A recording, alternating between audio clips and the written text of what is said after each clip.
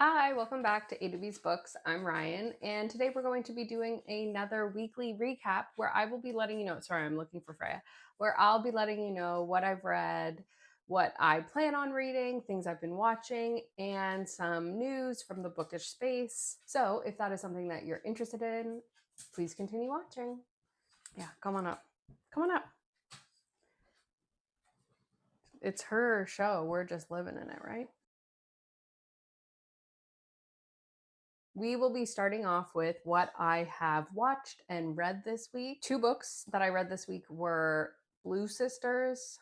Yeah, Blue Sisters by Coco Mellors. And I am about 16% of the way through on the audiobook, which is about 2 hours of reading. And it is narrated by Kit Griffiths.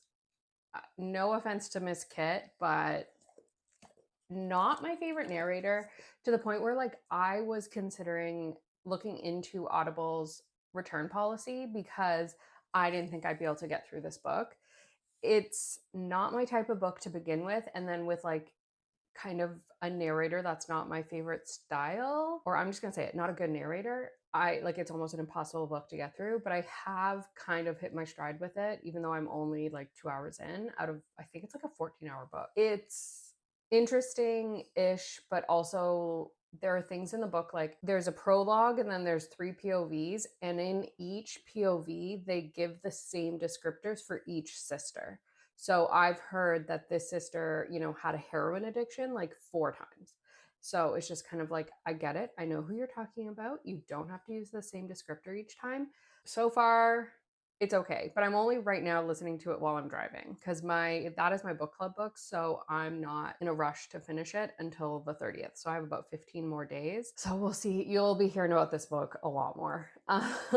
Next is the Strawberry Patch Pancake House, yes, by Laurie Gilmore. And I ended up reading 89% of this book this week. I finished it, and I ended up reading it a 3.75. It was a fun book. It was cute. It was exactly what I expected from that series. I really enjoyed the town and the town's people. The writing isn't that great, I'll be so honest. They're not good books, but they're fun to read. So, whatever. And then what I've been watching this week is a K-drama on Netflix called Bon Appetit, Your Majesty. It is so good. Chef's kiss. I've watched, I think, the first 7 episodes, and I started it on Saturday night. And these episodes are typically around an hour and 20 minutes each. Around episode 3, I had it on the main TV downstairs, and Matt was watching it while he was I don't know, just in the general common space. And he ended up, now it's a show that we're watching together. So it's really fun. What it's about is, I have it written down here, so I'm just going to read it. The series follows the story of a South Korean French cuisine chef who, upon reaching the pinnacle of her profession, time flips to the past and encounters the king, who is regarded as both the best gourmet and the worst tyrant. I'm pretty sure it brings us into around the 1500s in Korea. So first of all, it's based off of 2 things. First, it's based off of a webtoon called Surviving as a Chef of Yunsan Gun. Yunsan Gun. So it's based off of that webtoon, but then also the king, perhaps in the webtoon, is an actual historical figure, but either Netflix or the webtoon, I don't know which, changed it to a fictional king. Obviously, it's got all the things that a K-drama always has, which is the slow burn, the yearning, the soft touches. It's perfect. I love it. I would highly recommend it. Obviously, I'm going to continue reading Blue Sisters because I have to. But what's next on my TBR that I will be reading for fun, because I always read something with my eyes and something audiobook, is The Massey Murder by Charlotte Gray. I picked this up not too long ago at Chapters, and it is, first of all, it's a #1 national bestseller. It's won 2, no, it was just a finalist. and then it was a Toronto winner of a book award. The reason I picked this up is one, I'm obviously super interested in true crime, and two, I'm trying to complete our book club bingo. And on that bingo is a nonfiction book. And nonfiction is just something I'm super not into. So I figured I would set myself up for success by reading something nonfiction that I also have a general interest in, which is true crime. So this really piqued my interest for that reason, but also because this is kind of not local, it's in Toronto, but it is like a Canadian murder. And it was interesting. So the synopsis is: in February of 1915, one of Canada's elite was shot and killed on the front porch of his Toronto home. Carrie Davies, an 18-year-old domestic servant, quickly confessed. But who was the victim here? Charles Burt Massey, member of a famous family, or the frightened, perhaps unstable Carrie, a penniless British immigrant? Set against the backdrop of the Great War in Europe and a rapidly changing society, the Massey murder brings this sensational crime and its dramatic trial to vivid life.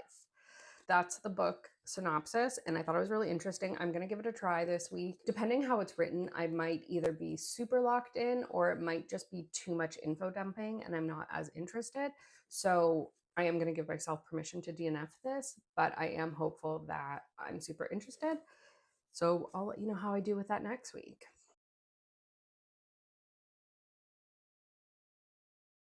There are two books that I want to highlight that are coming out this week.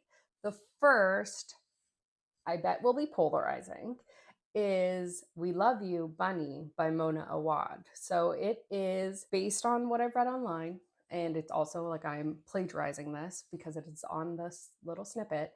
It is both a prequel and a sequel to Bunny by Mona Awad, which I have just out of a shot. Like, I don't even know how I feel about Bunny. Like, I hated it, but then I'm like, am I just too stupid to like it?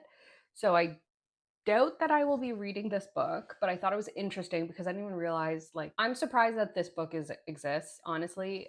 And again, that probably all comes back to the fact that, like, I did not understand Bunny and I probably was not its target audience. But I don't know how you do a prequel and a sequel because of the way that the original Bunny ended. I really thought it was like a really good ending, and also I suspected like Sam was deeply troubled. So then I don't know, like now I want to know, like, this, I'll probably end up reading this freaking book because I want to know if what I was thinking about the first one is right, and maybe with like a few of my insights that I got from reading online. Like, this book is a cluster, this book is a mind fuck, and now I'm sucked in and I don't want to read this book. And I'll probably have to buy it physically because I want to match it with my copy. Well done, Mona Awad. But let me read you the synopsis. We Love You, Bunny is both a prequel and a sequel, and an unabashedly wild and totally complete standalone novel. Open your hearts, Bunny, to another dazzlingly original and darkly humorous romp in the Bunnyverse from the queen of fever dream, Mona Awad. Well, there we go. It is a fever dream of a book. Okay, and the next book, I will feel less polarizing, and I also really want to read it. It is called Circle of Days by Ken Follett. I'm a big fan of the Pillars of the Earth series that he did.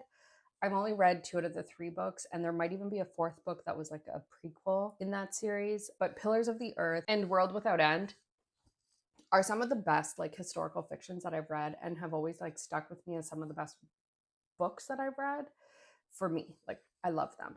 So this is really interesting because it will take place during the building of Stonehenge. I think this will be such an interesting book because, one, he is so talented at writing these like epic books and bringing you there and putting you into the story with characters that you love, you hate, you just feel so viscerally. But also, Stonehenge is such a mystery that obviously it'll be fictitious, but it will give you insight into something that you don't know a lot about, or I don't know a lot about. I'm just really excited for that book. And both of those books come out on September 23rd, so next Tuesday. Another feature I wanted to highlight on this little weekly recap is that I do want to cover kind of like bookish drama, anything that's kind of happening with, authors misbehaving, people misbehaving, content creators misbehaving, anything like that.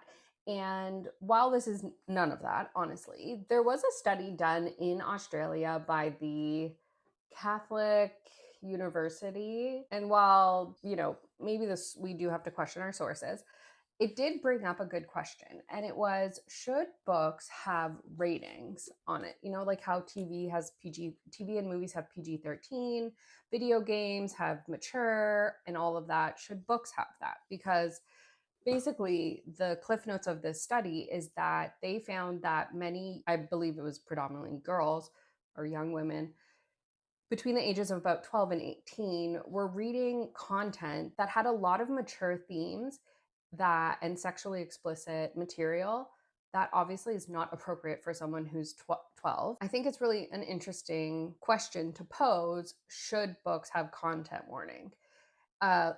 Printed on them? Because the reason that I have this question is because I, this summer, was in Chapters and I saw a young girl who I would probably put between 8 and 12 who had ACOTAR in her hands. And obviously, I don't know if that was a book she was just holding because her mom was buying it, if they were buying it as a gift for someone who it's appropriate in age. But I actually went over to a sales clerk and just kind of said, hey, there is a young girl with this really inappropriate book. ACOTAR is not the most inappropriate, but the series itself gets pretty inappropriate for someone that age.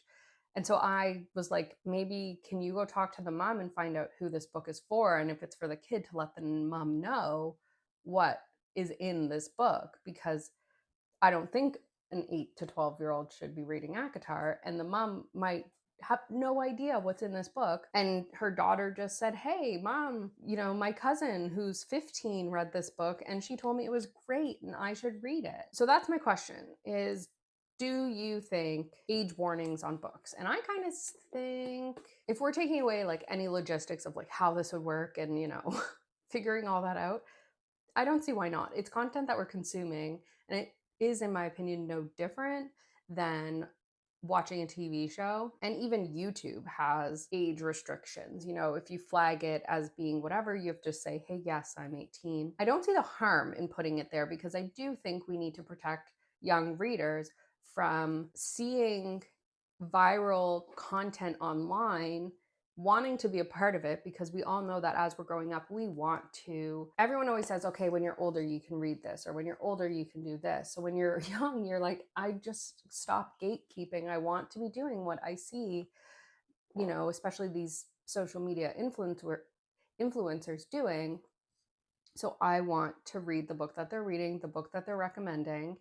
And it's hard. A parent will just be like, oh, my kid is asking for this book. Sure, it was in the fantasy section. They might not necessarily know that fantasy can get spicy, and they're just stoked that their kid's reading. So yes, I do think that it could be beneficial to put ratings on books. That's the drama. That's the tea.